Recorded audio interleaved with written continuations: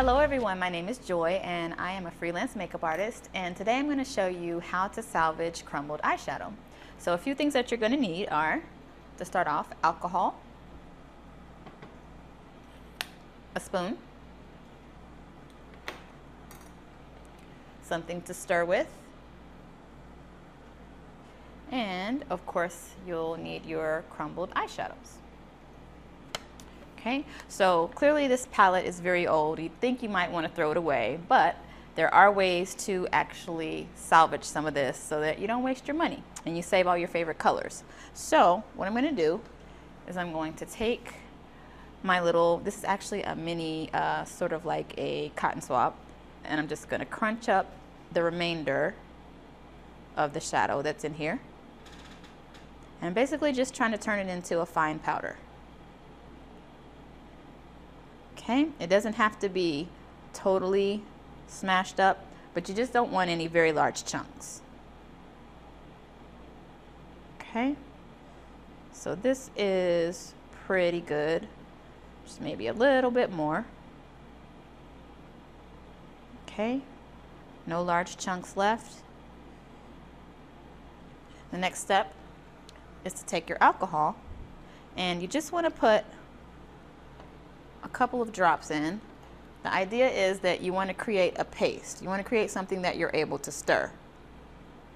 So I'm just going to put a couple of drops in there. Doesn't need to be too wet. Okay, and then I'm going to take my stirring utensil here in just a second, and I'm going to swirl it all around. Okay, so swirling that here. And as you can see, it's kind of pasty, just a little bit damp there. The idea is that we're mixing everything back together before we press it.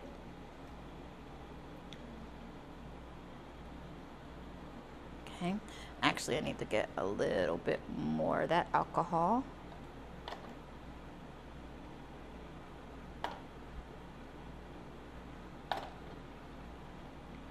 There we go.